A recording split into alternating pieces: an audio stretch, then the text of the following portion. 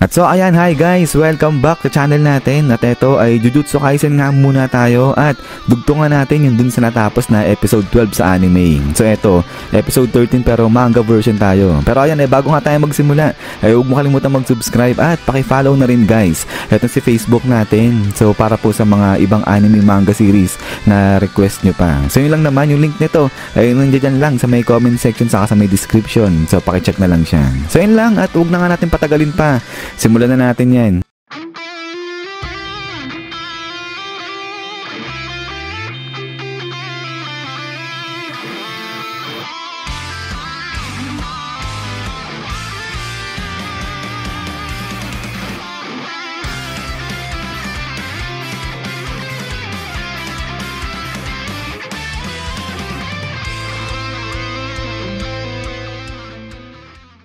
At so dito ngayon magsisimula sa pagharap ni Yuji at saka nga ni Chosu. Dahil etong si Chosu ngayon ay pine-prepare niya na nga etong kanyang blood manipulation technique na kung tawagin ay convergence. At so now ay dito, ina-explain na nga kung ano itong convergence na nga na to.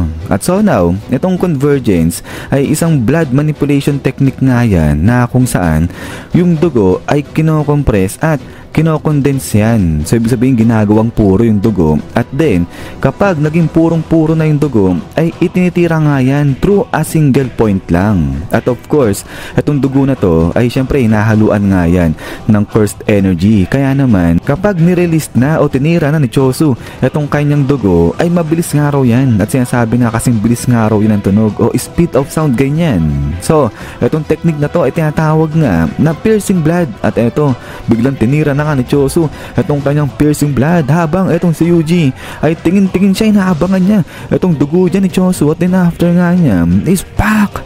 So dito salag ngayon ni Yuji itong pag-atake sa kanya ni Chosu, pero eto nga nasasaktan itong si Yuji kasi nga yung dugo ay unti-unti binubutas na itong braso dyan ni Yuji. So kaya nga dito ang sabi ni Yuji na hindi nga maganda to kasi nga yung dugo tatagos na dyan sa may braso niya, pero dito nga ay dineflect na ni Yuji etong dugo. Pero etong si Chosu nagpe-prepare na naman siya para nga sa panibagong convergence na atake niya. At then after nga niyan ay dito gamit na nga ni Chosu etong kanyang piercing blood, pero ayun biglang iwas dyan takbo dali-dali etong si Yuji papunta na dito ngayon kay Chosu at eto nga bam bam bam hala sige suntok ng pagkarami-rami at ng pagkabilis-bilis etong si Yuji ngayon dyan kay Chosu. So dito parang ang kalmado lang ng itsura nga ni Chosu at ang ganda ng pagkakasalag niya dyan nga sa atake ni Yuji. Pero pagkatapos nga niyan ay dito parang nasaktan etong si Yuji dyan sa ginawa niyang pag-atake kay Chosu. Pero eto nga mukha nga yung reaction ni Chosu dyan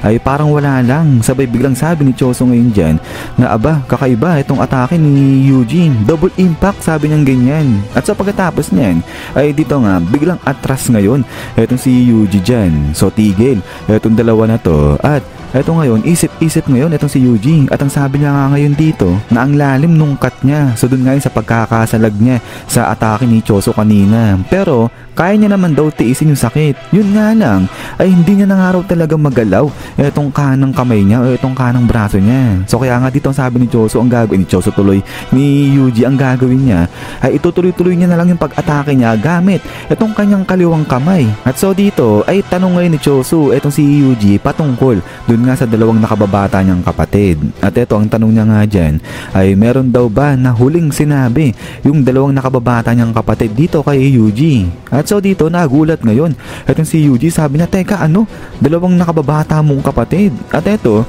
sagot itong si Chosu medyo naiinis siya at ang sabi na nga dyan ang tinutukoy niya ay yung pinatay nga nito ni Yuji. At then ay dito na nga naalala ngayon ni Yuji etong dalawa si Esu at saka nga si Chizu. So tandaan naman natin ano kung ano nga yung nangyari sa laban ng mga to. Pero eto nga sagot na ngayon itong si Yuji dyan kay Chosu at ang sabi na nga dyan na wala namang huling sinabi etong mga dalawang kapatid niya. Pero ang sabi nga dito ngayon ni Yuji, pero umiyak sila sabi ng ganyan. At dito Biglang nandilat, nagulat ata ng konti dyan etong si Choso sa narinig niya. At then after nga niyan ay dito parang nagalit na etong si Choso at ayun naalala niya na bigla dyan etong dalawang kapatid niya. At ang sabi niya nga dyan, Chesu, pagmasdan nyo etong kuya nyo, sabi niya ganyan. At eto nga biglang labas ngayon etong pagkarami-raming dugo dyan. At then after niyan ay etong si Yuji, prepare ngayon siya para nga dito kay Chosu. At then pagkatapos niyan ay balik naman muna dito sa may side nga ni Maymay laban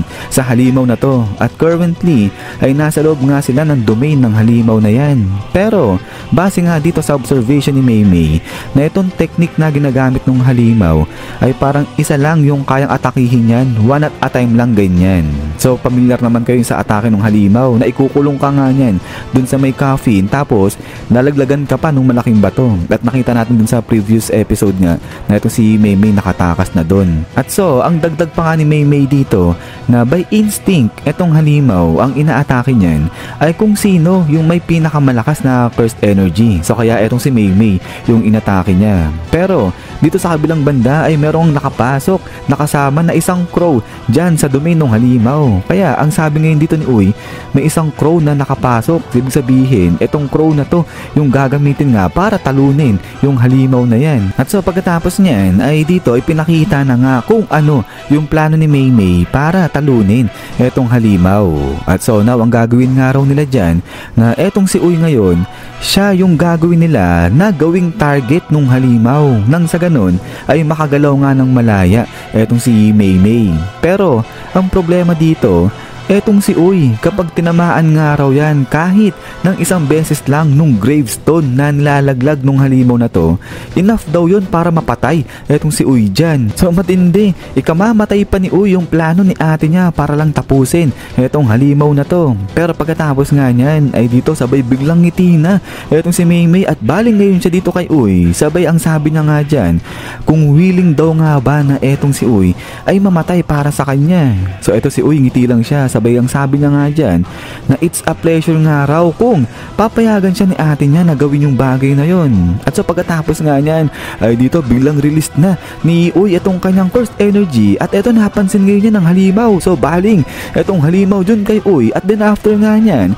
is yan guys, so hanggang dito lang muna etong upload natin na to. At so ayan ay hindi pa nga ito guys yung buong mangyayari syempre dyan sa may episode 13 kasi nga kulang pa, konti pa lang etong panels na to kung i-convert dyan nga sa anime. Pero ayun, yung karugtong na to ay hintay-hintay lang dahil gagawin ko na rin yan mamaya. At yun nga guys, huwag nyo kalimutan na i-follow itong si Facebook natin. So dito ko nga po ilalagay itong mga ibang anime manga series na trip nyo pa o request nyo pa. So yung link nito ay nandiyan lang nga sa may comment section natin. So yun lang naman at ulit ay maraming salamat sa panonood dito kay Jujutsu Kaisen natin. So abang-abang lang at ayan, lagi mag-ingat. God bless nyo lahat at kita-kits tayo ulit.